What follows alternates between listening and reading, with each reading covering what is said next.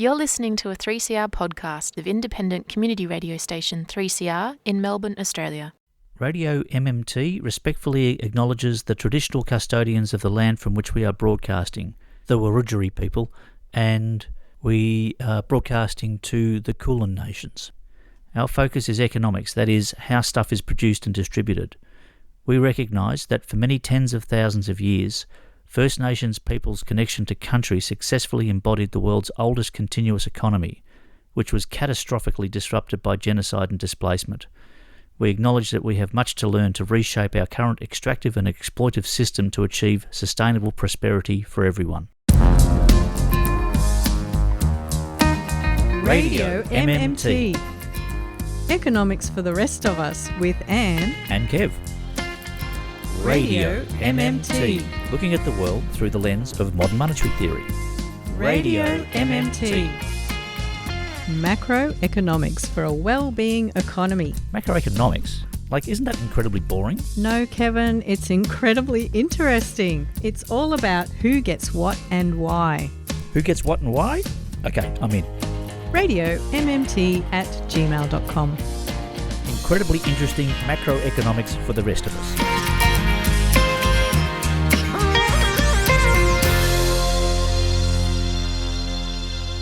Welcome to Radio MMT. How are you, Anne? Hello, Kevin, and hello to our lovely Larry and Larissa, who we know are always listening. Of course, Larry and Larissa, our most loyal listeners. Yes. And they're joining us as we wade through the swamp that is macroeconomics. Kevin, I'm not sure, did you pick up my attitude this week that I was not at all looking forward to this show?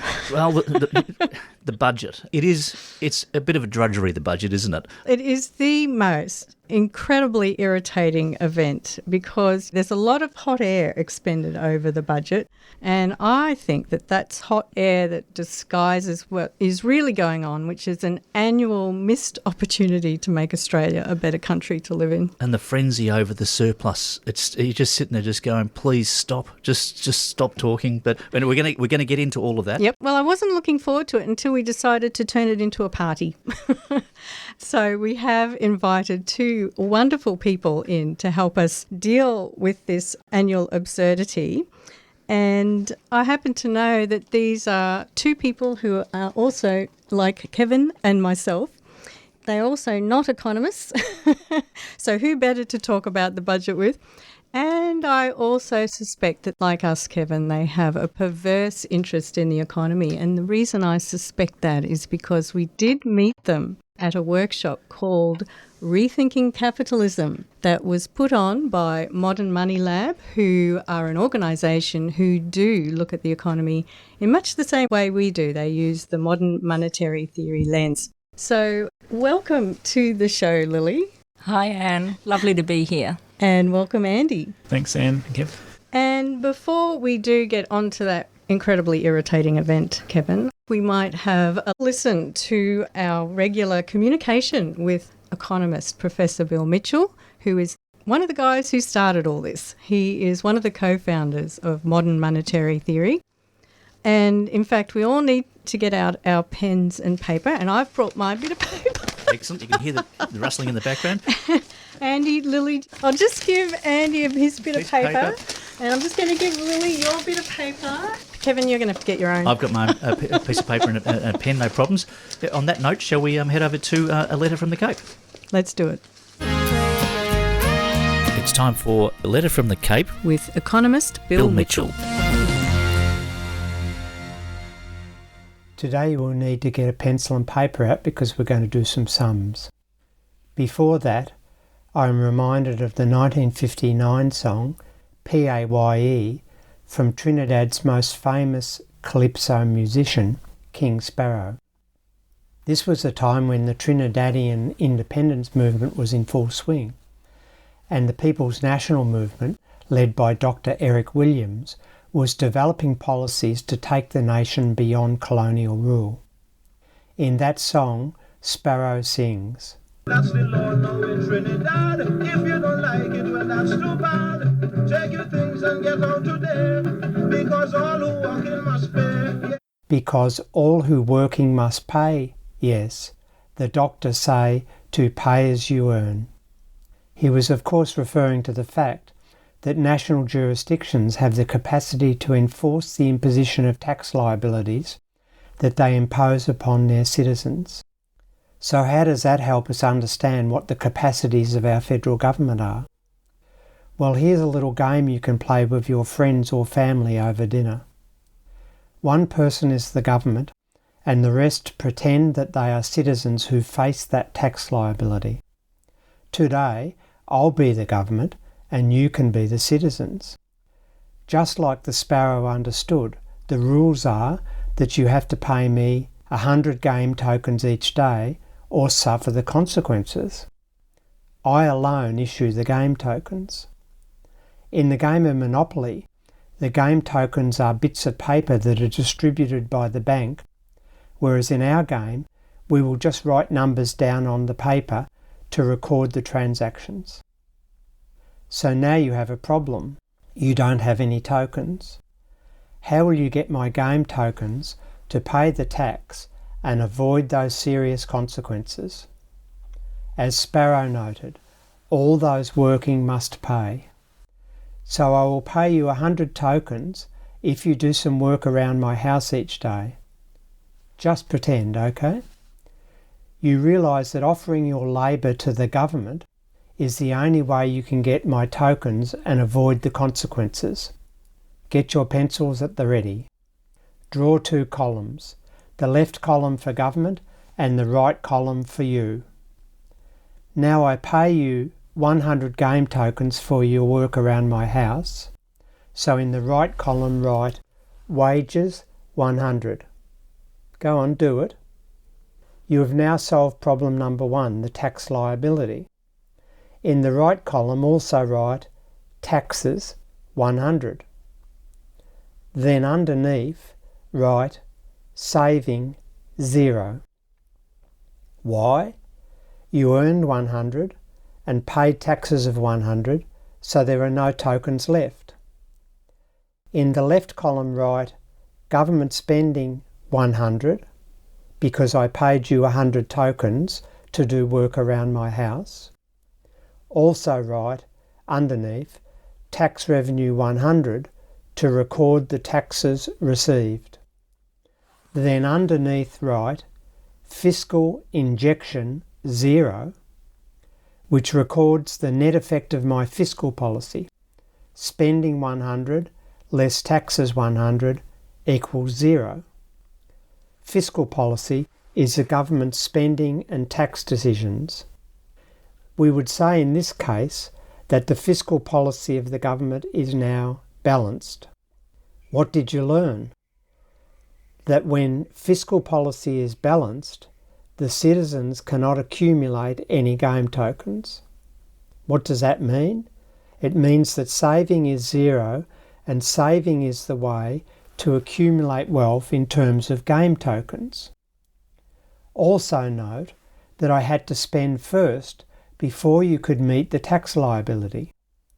From Philosophy 101 and Aristotelian logic, we know that causality occurs when one event contributes to the production of another event which lies in the future. In our case, government spending causes the citizens to have the tokens that they can use to pay taxes. The spending created the income that provided you with the capacity to pay the taxes. The taxes did not and could not fund the government spending. I issue the tokens exclusively and can create as many as I like whenever I like. Okay, day 2 arrives.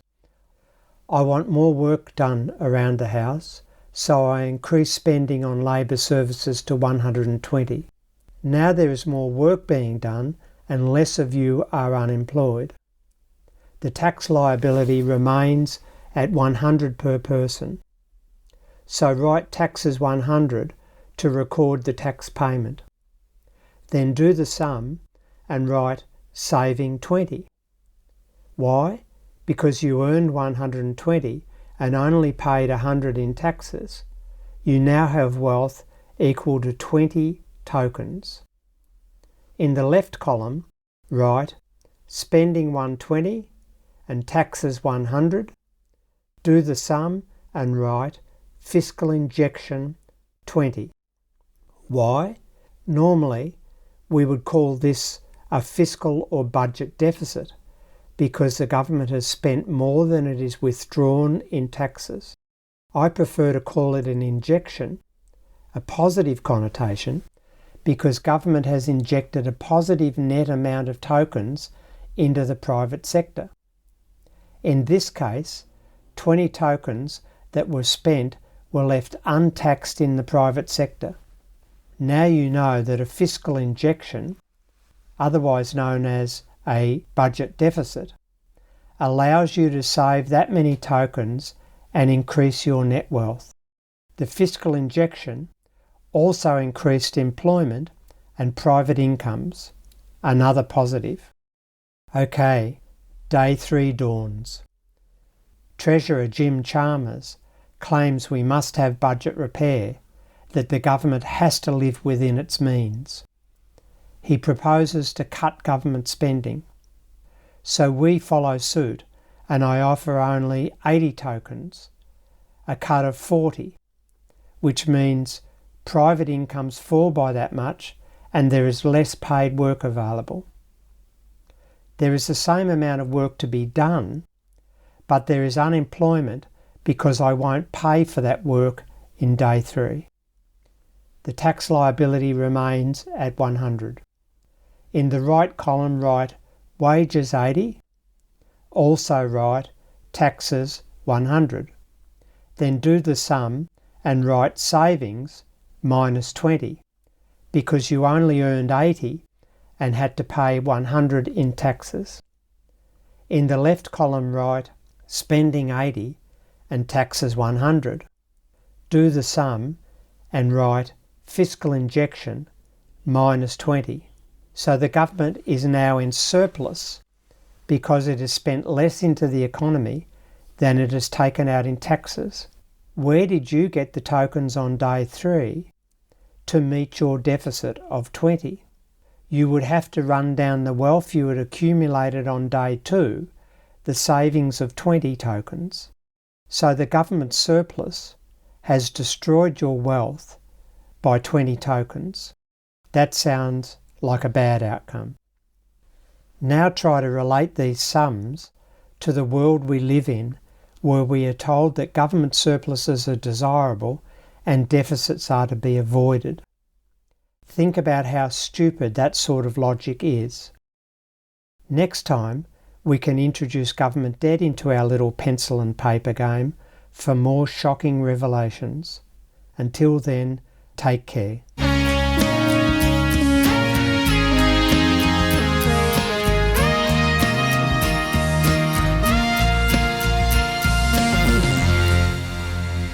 Well, Kevin, where else but on community radio would you get to do a communal economic exercise? That was I don't know what that was. I was so impressed with our guests who were busily scribbling down numbers there. And I'm wondering what their takeaway was from this, because for me, day 3 was a tragedy. So, Lily, how did you respond to day 3? Yeah, for me it's classic MMT 101. If you are accumulating a surplus as a government, you know someone's paying for it, and it's going to be translatable to a private sector deficit, as well as, of course, a service deficit, as we saw, and the pain that comes with unemployment. If the government is taking money out of the economy when it doesn't need to take money out of the economy, you end up with people depleting their savings, so then you end up with a private sector that's more financially insecure. You end up with more people who are unemployed, more people locked out of the economy and suffering in poverty.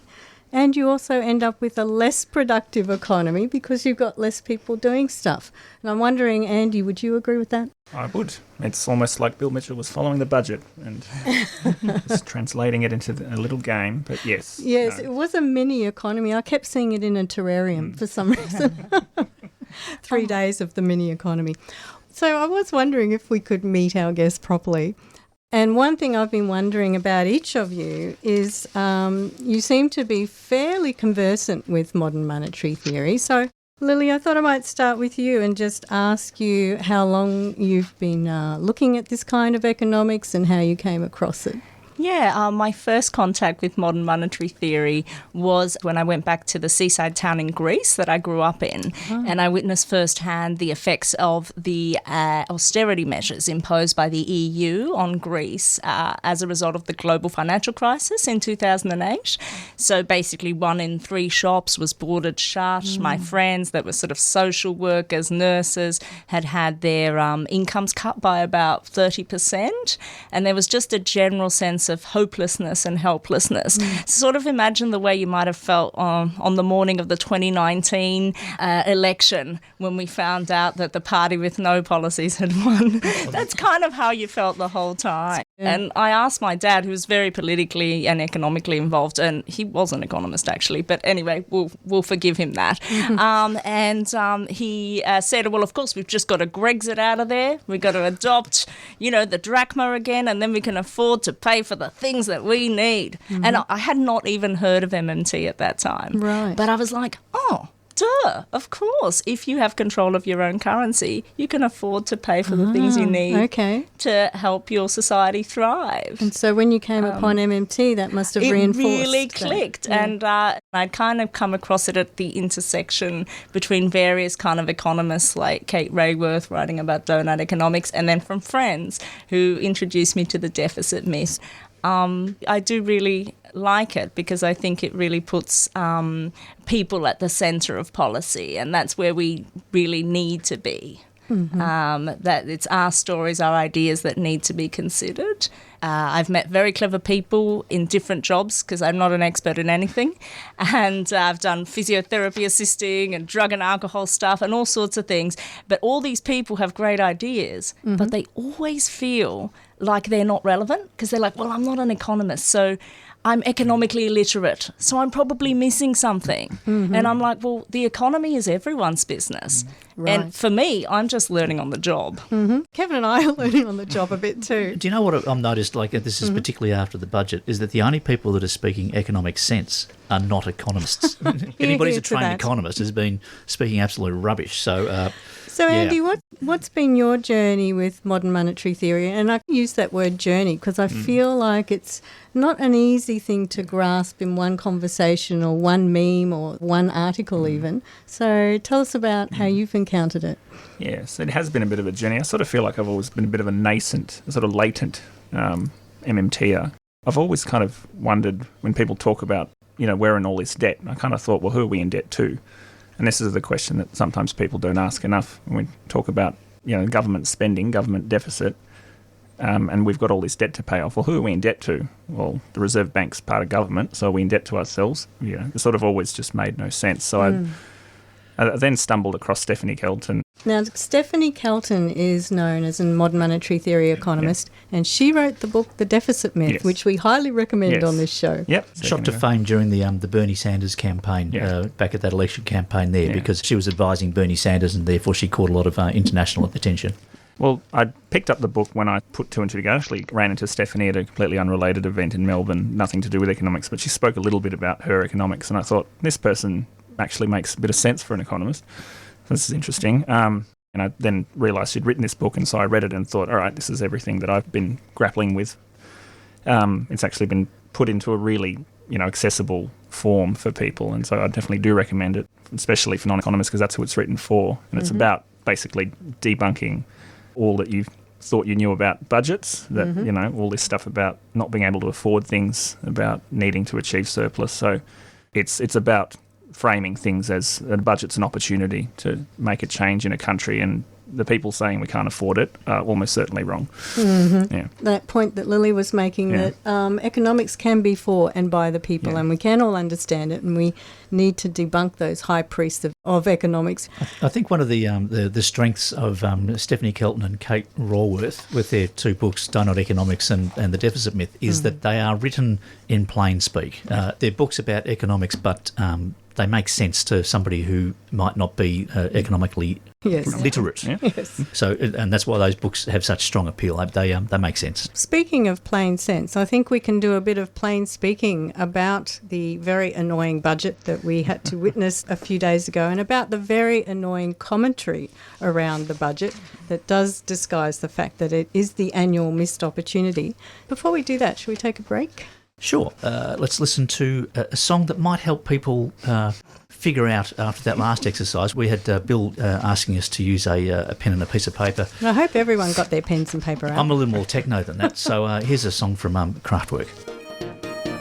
I'm the operator with my pocket calculator. I'm the operator with my pocket calculator. I am adding and subtracting. I'm controlling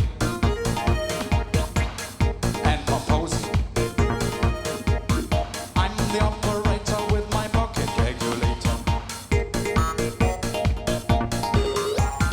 I'm the operator with my pocket calculator.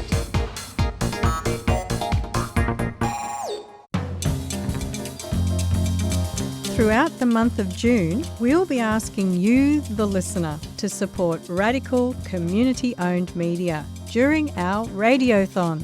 We'll be taking donations online, over the phone and in the station to help keep 3CR going for another year.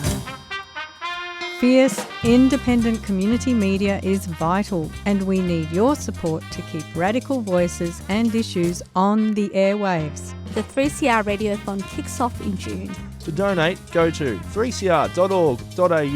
3CR, stay tuned, stay radical.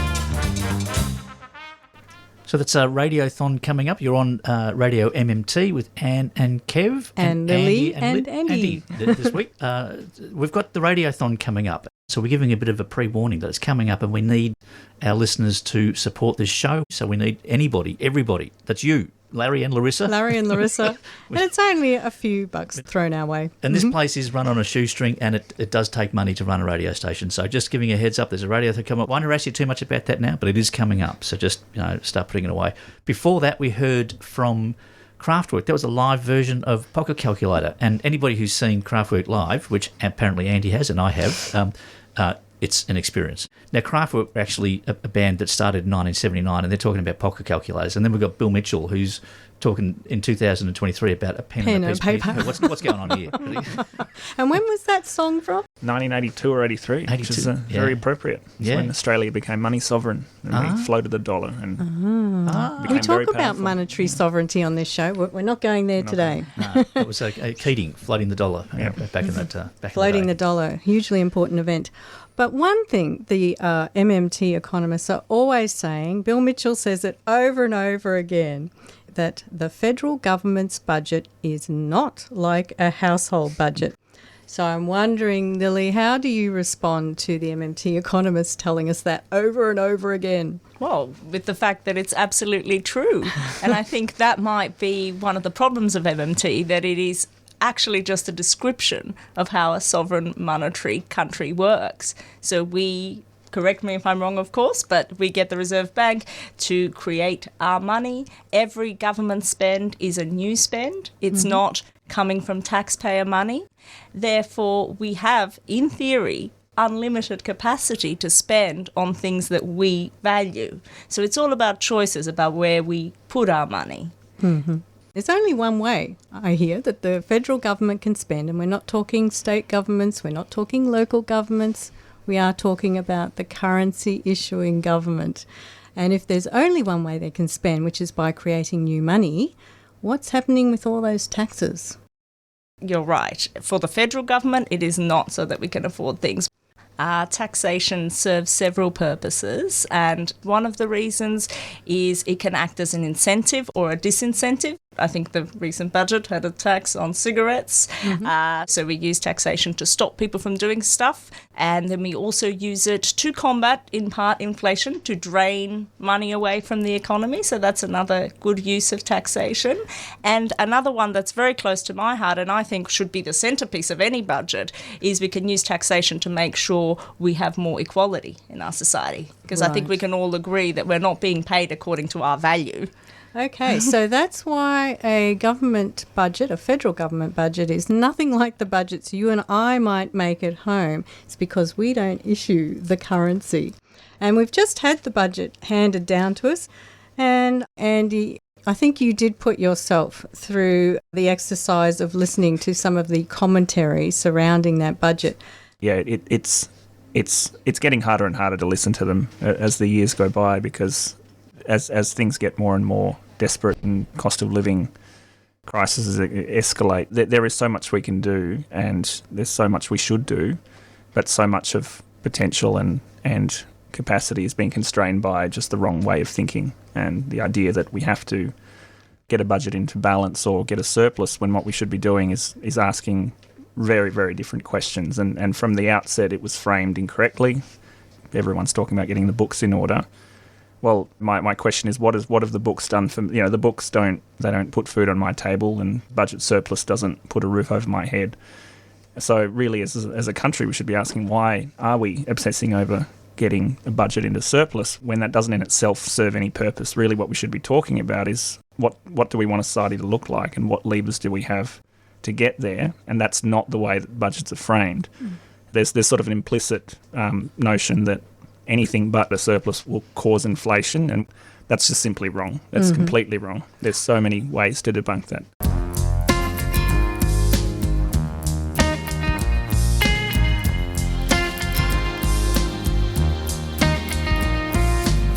You're with Anne and Kev on Radio MMT. At 3CR Community Radio in Melbourne, Australia. And wherever you get your podcasts. Economics for the rest of us.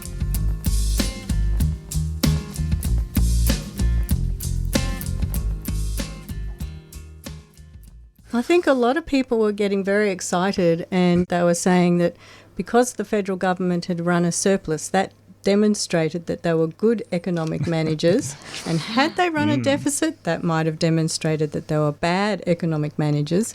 And one way I was thinking about this, imagine there's this guy down the road who's building a house, and you can hear his hammer, and you can hear how many times he's struck the wood or whatever with his hammer. And you go, I have heard 2,459,000 hammer strokes. Now, does that tell me if he's doing well building his house or not? No, it's just a number of hammer strokes. You don't know if he's been missing the nails or if he even had a good building plan to start with. So the surplus is just a number, and it's irrelevant for telling you how well the budget was constructed. Well, the terminology, the language that's used around the budget is just plain backwards. It's arse about. Okay, a government surplus is a private sector deficit. So if you're going to use this term deficit and surplus, and everybody's going to get extremely happy when they hear the word surplus, people need to understand that surplus, that means there's essentially you're shrinking the private sector. If you have a government surplus, you have a private sector deficit. That was the whole point of the exercise that we went through earlier in the show with Bill Mitchell. He's showing you that if the government injects more money into the private sector than it's taking out, it runs what's known as a government deficit, but that's equal to a private sector surplus. That's good, especially if you direct that surplus to the right areas. So the terminology around surplus and deficit, if you know basic two-entry accounting, you'll know that there's a deficit here, there's a surplus there. And what the commentators don't talk about is the private sector surplus or deficit. They just talk about the government. So just some simple change in the language. There's also another word I keep hearing is the coffers. The government's coffers are filling up, or the government's coffers are emptying out. And so people have this sense, I think, that if there's a surplus, that means the government's socking money away somewhere in these coffers. Yeah, so a government that can create currency on demand by issuing an appropriations bill to the RBA at any time it likes, just like it did during World War II, like through the GFC, through the pandemic. It can just instruct the RBA to whack out hundreds of billions of dollars. By typing numbers into bank accounts. Does not need to receive tax revenue to fund its operation, you know. And these are some... There are no coffers, people. I hate to tell you that, but that is simply how the money is drained from the economy. And all that means is that it goes... I found out where it goes, actually. It goes into these accounts, and it's a very creative name for these accounts, OPAs, which mean official public accounts. And they are a type of account in which the numbers go up but the numbers never go down, which means they never take money back out of those accounts. Right. The accumulation of all the deficits over the history of our economy is approaching $1 trillion. As Bill said in his talk earlier, that's an injection by the government into the economy of $1 trillion. And that's good because the private sector needs government injection to operate. All private sector profits come from government spending. There's no such thing as private sector derived profit. All that money comes from the public sector.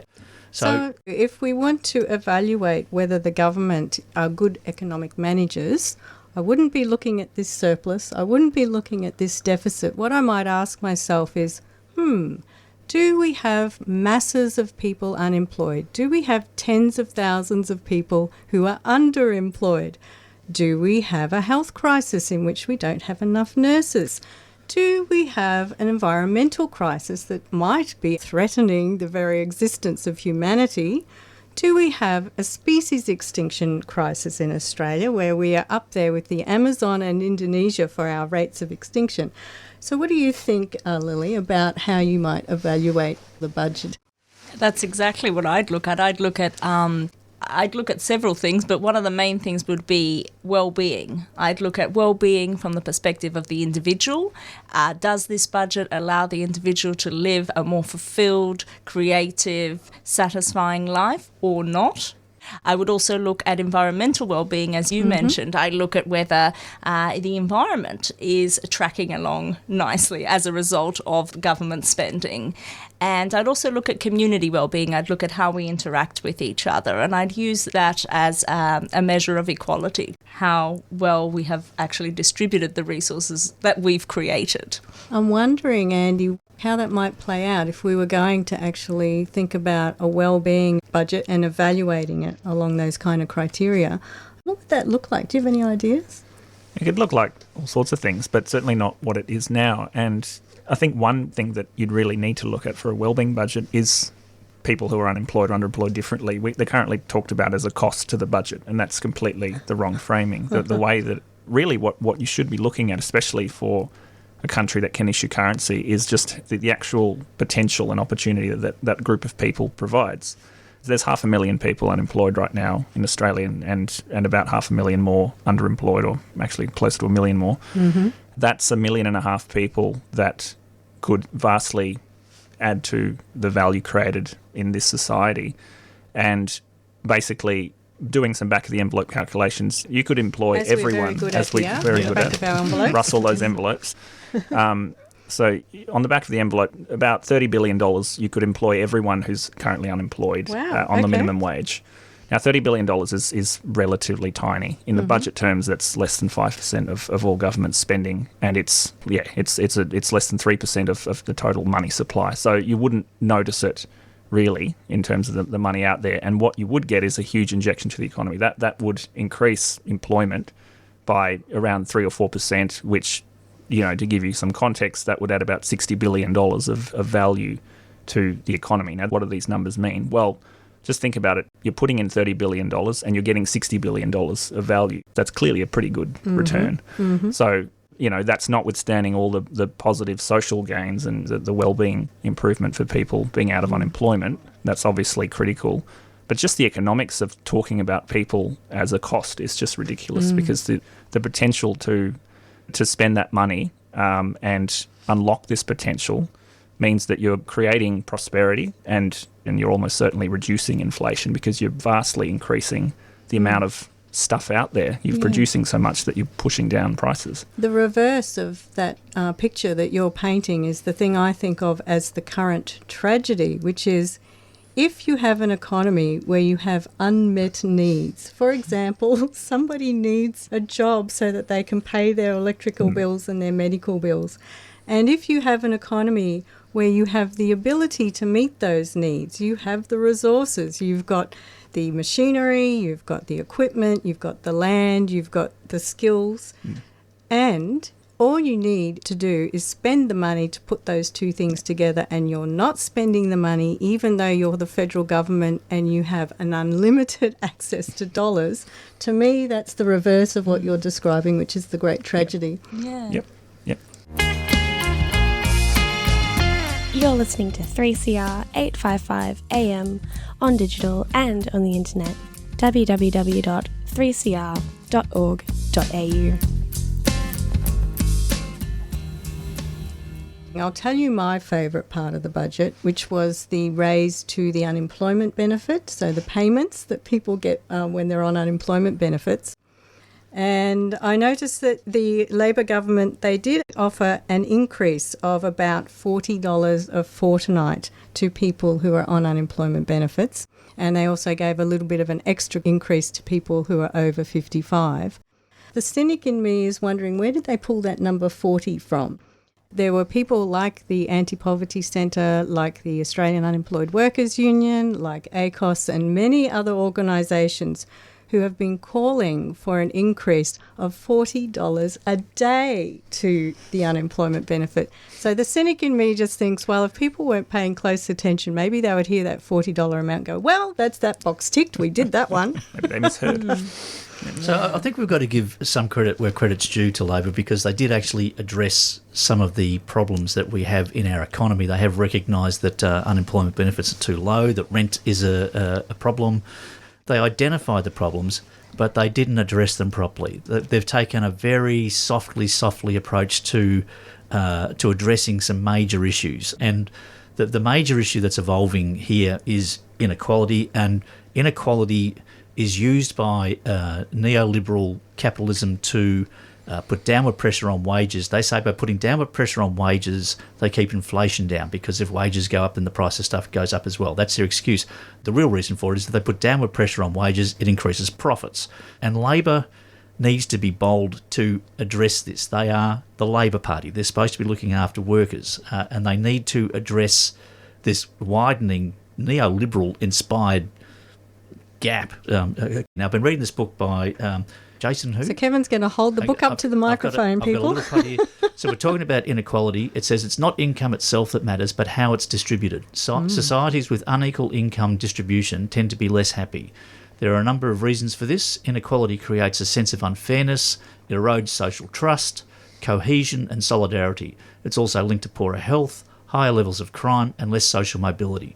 People who live in unequal societies tend to be more frustrated, anxious, insecure and discontent with their lives. They have high rates of depression and addiction. So in Australia now, we're a wealthier country than we were 30 or 40 years ago, but somehow we've got all these people sleeping on the street. So some people are getting richer, but it's the distribution that is sadly missing, and being kind of measly about things which need big attention. So Labor's kind of identifying some problems, but it's too trapped by neoliberalism to do anything particularly effective about it, and they're not brave enough yet to take things on.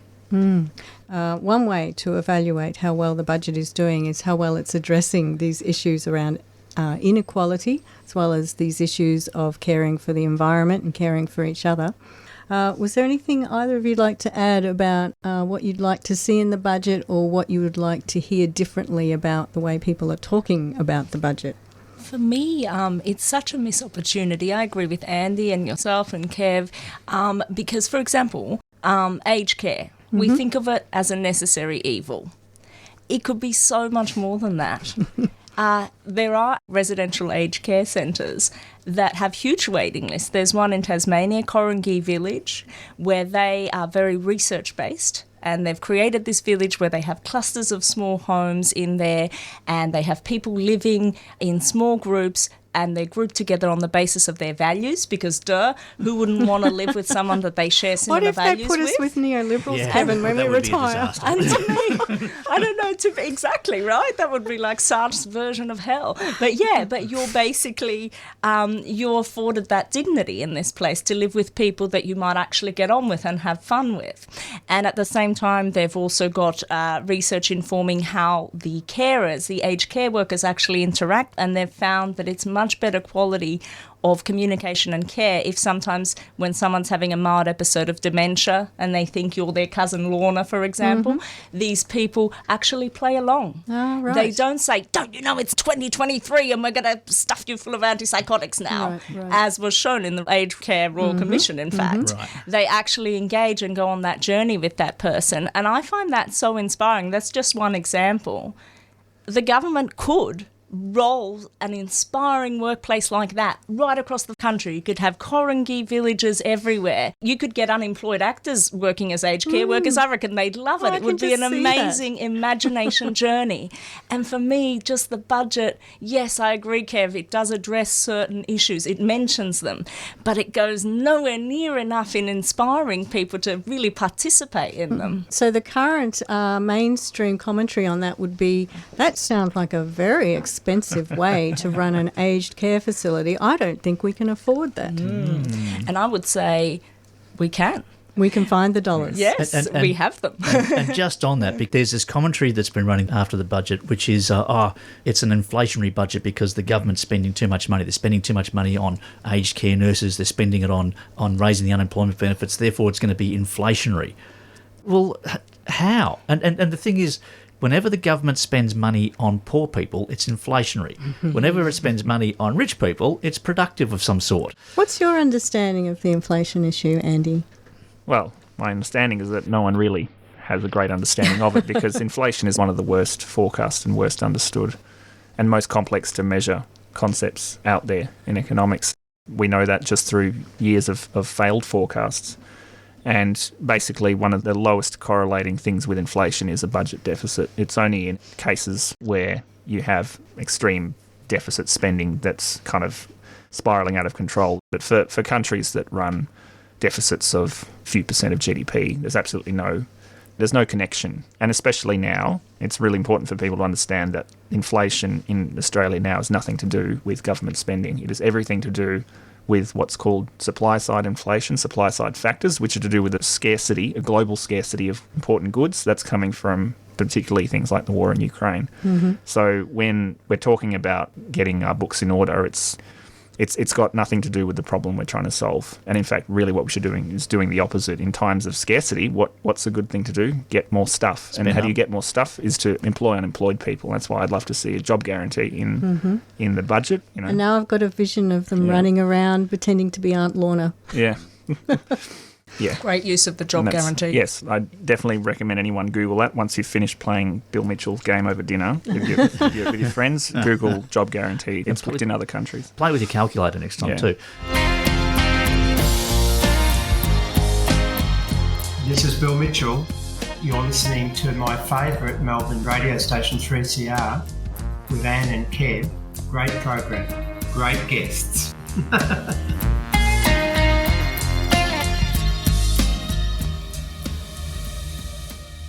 We were told that the assistance, the rental assistance, has been increased, and that the government spending, that's going to be inflationary. Okay, now the rental assistance has been provided because we have a rental crisis happening, and we have a rental crisis because landlords have been passing on interest rate rises to their tenants. And the reason that they've done that is because the Reserve Bank only has one instrument to fight inflation, which is to bring the lever up or down. So it brought the lever up. The lever being interest rates going up, which is actually added to inflation because that means rents go up, because anybody who has an investment property and has a loan on that will just pass that interest rate straight on to the tenants. So that's an inflationary action, which results in rents going up. Then the government says we're going to give extra rental assistance, and the Conservatives go, oh, you can't give rent assistance, that's inflationary. They will try and shut the conversation down with this crazy irrational logic. So they're providing a measure which the Conservatives call inflationary to react to a measure by the Reserve Bank that's inflationary, that was supposed to be deflationary. Yes, everything's this inflationary boogeyman is what gets rolled out to stop a lot of the spending that we're talking about that could go into something like a wellbeing budget. And it's counterintuitive, a lot of the inflation stuff. Like if we did start raising the wages for aged care workers and early childhood care workers, okay, so now we've got a lot of old people who are leading happier lives, but at the same time we weren't growing more carrots and onions. So wouldn't we then foresee inflation because these people have got more wages to spend on stuff? I think we need to remember that inflation is something that tends to get talked about as a lump sum concept. It's this big stick called inflation. Inflation, in fact, when the ABS publishes inflation, it publishes a very rich picture of inflation across 87 different categories. The point of inflation is that it's an average cost of living change, and it changes very differently across different products. Some things are in fact decreasing. So things like clothing and footwear have been decreasing in price on They've average. been decreasing lately. Would you believe it? I wouldn't have believed it. Yes, but we've heard it from a non-economist, yes, so we have to believe it. Yes, I have to be right. But I guess the point is that, inflation, it goes up for some things, it goes down for some things. And what we need to think about when we construct a budget is that, yes, some measures may technically be inflationary in their sector. And that's, so something like paying people in aged care or whatever more may increase the money supply a bit. But there's all sorts of positive effects that come from that could also be deflationary. And obviously paying people to employ them through something like a jobs guarantee is obviously deflationary. So it's kind of like, if I pretend I'm the private sector, I have 3 sandwiches and there's 3 of you, and I come in with my 3, let's say, cheese sandwiches and say, all right. Is that tasty cheese and whole milk? Why I was going to say I want pickles. All right. Well, okay. But basically, I'm the private sector, and I say, how much money have you got? And you say $20. So I say, all right, well, the cost of these is $20 each then, because I set the prices based on what I think people can pay. That's what kind of prices are. And so that's the price of sandwiches. Now, if the government comes along and says, oh, I don't like this, I want people to have free stuff and I'd like inflation to go down, and so I'm going to pay people money so that they have more money to spend and therefore they can buy more stuff. So the government comes along and gives each of you $10. Now you all have $30. I'm the private sector, I still have 3 sandwiches, and I come in and say, oh, you've got $30 then. All right, in that case, the cost is $30. That's an example of an inflationary budget. So the government has just given money out to everyone, so the private sector will respond. That's an example where you spend a lot of money and you create inflation. But there's another example. The government says, all right, well, instead of paying you $10 each just to spend on sandwiches, I'm going to employ you with that $10. And with that $10, you're each going to produce 2 sandwiches. You're going to produce 2 egg sandwiches. So now we've got cheese sandwiches and egg sandwiches. So now what's happened is that you've got me, the private sector, that produces cheese sandwiches. And I say, all right, how much have you got? You've each still got $30 because you've got your 20 plus your wages from the government job guarantee. And I say, all right, well, you've got $30 each. I'll still take your 30. And you say, all right, you give me a 30. But then you've also got the 2 sandwiches you produced. So you've spent $30 and you've got 3 sandwiches. And that means that the average cost of sandwiches is now $10 each. And it was 20 before. And so that's what we call deflationary. That's what we call a deflationary budget. So because I've paid the government money to produce goods and services, the total stock of goods and services means that the average price of those goods has gone down. So there's a very important distinction to make between a dollar that's spent that can be spent just on consumption or on productions. This is really, really important for people to understand. When we talk about deficits, where is the money going? So whenever you hear someone say, oh, we're spending too much, we're in deficit, ask where is the money going? Not how much. It doesn't matter how much the deficit is. It's where is it being spent? That's a good question to leave people thinking about when they're hearing about the budget. Yeah, it's all about the distribution. I think Andy's given Bill a run for his money on creating mini economies. Now I've got 2 terraniums with an economy in each one. So thank you both so much for coming in today. It was really enjoyable speaking with you. It's been lovely having you here, so cheers. Thank you. Thank you. Don't forget the radiothon coming up as well. Yes, and that's where you can throw a bit of that deficit our way. Yes, well, is it deficit or is it surplus? Because it'll be private sector savings. Don't start. It's got to be surplus for 3CR, deficit for you, but it'll be money well spent. It's good distribution. Exactly. We've got to go. Mafalda coming up next. Thank you very much for listening, and we'll catch you again soon. And we will be back again, same time on the Friday of the 26th of May. See you later.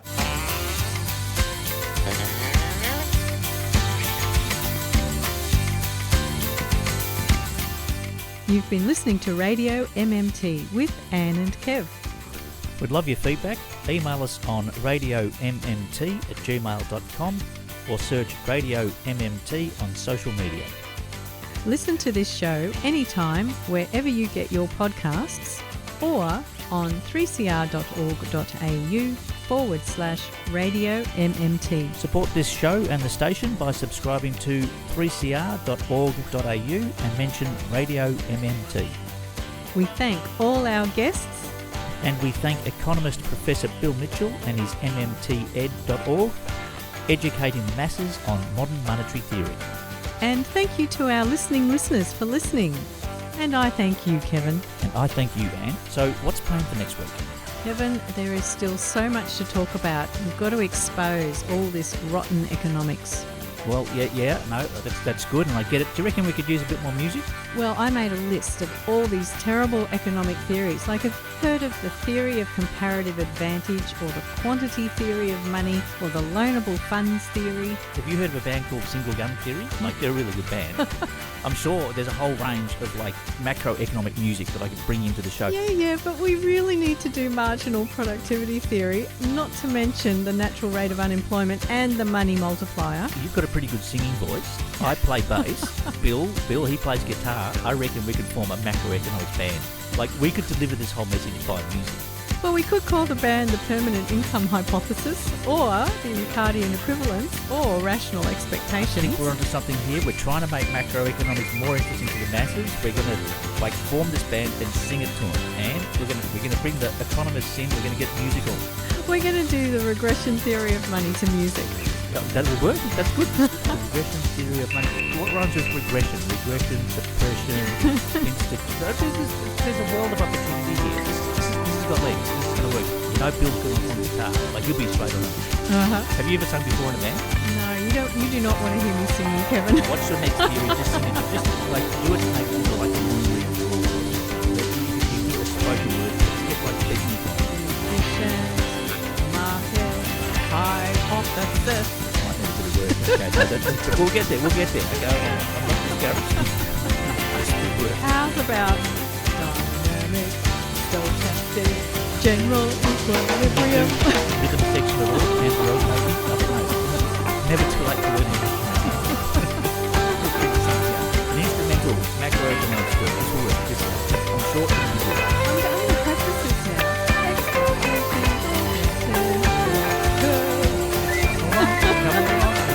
We can do it. We could have been.